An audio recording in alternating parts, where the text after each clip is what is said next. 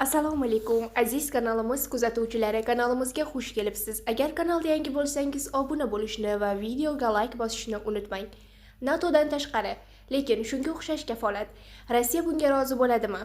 Ukrainani NATOga qabul qilmasdan Alyansning 5-moddasiga o'xshash xavfsizlik kafolati berilishiga Rossiya tomoni qanday qarashi borasida fikrlar turlicha. Siyosatshunos Sanjarbek Rashidovga ko'ra, Putin bunga ko'nmaydi. Chunki bu tajriba keyinchalik Gruziya kabi boshqa davlatlar uchun ham namuna bo'ladi. Siyosatshunos Bektosh Berdiyev esa NATOsiz kafolat g'oyasi hozirgi vaziyatda RFni qoniqtiradi deb hisoblamoqda. Bektosh Berdiyev Rossiyaning Ukrainaga bostirib kirishdagi asosiy strategik maqsadlaridan biri Ukrainaning NATOga a'zo bo'lishiga yo'l qo'ymaslik edi. Biroq bugungi vaziyat sezilarli darajada o'zgardi.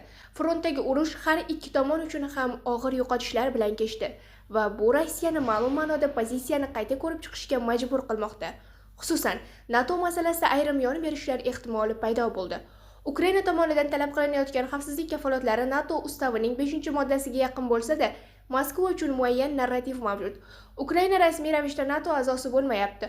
Bu holat Rossiyaga ichki auditoriya oldida o'z pozitsiyasini oqlash imkonini beradi. Shu bilan birga Rossiya bu kelishuvdan mamnun bo'lmaydi. Chunki Ukraina amalda NATO davlatlariga yaqin darajadagi xavfsizlik kafolatlariga ega bo'ladi va bu Kiyev uchun strategik ustunlik yaratadi. Ayrim norasmiy manbalarga ko'ra, AQSh va uning ittifoqchilari tomonidan Ukrainani himoyalash uchun qariyb 800 ming kishilik harbiy kontingent tayyorlanishi mumkin. Bu kuchlar Ukraina hududida yoki unga tutash davlatlarda joylashtirilishi ehtimoli bor.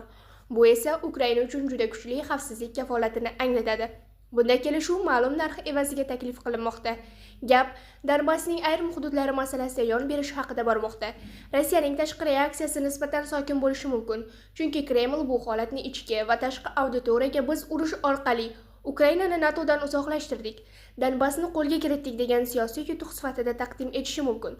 Hozirda Donbass hududida qurollangan yirik harbiy kuchlarni saqlab qolmaslik, ularni hududdan chiqarish yoki chekka zonalarga joylashtirish masalasi kun tartibida turibdi.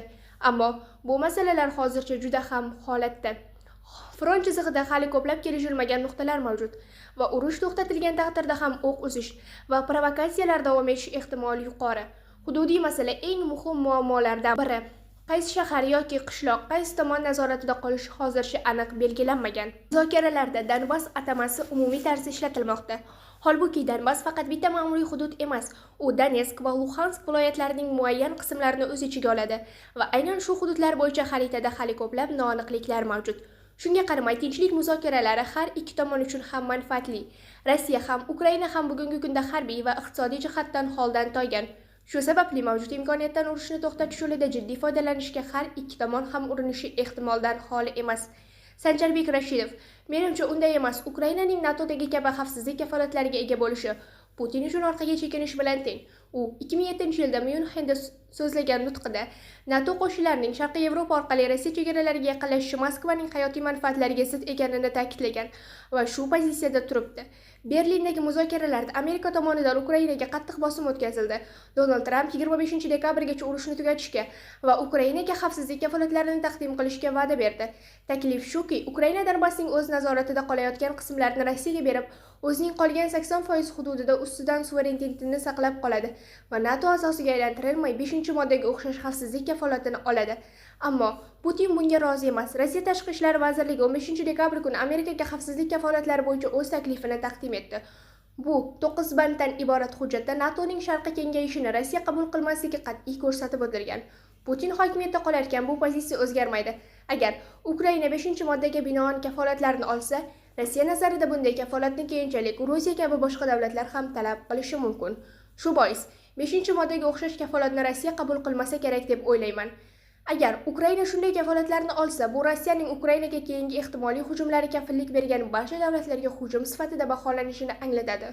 Bu esa juda xavfli vaziyatga olib keladi.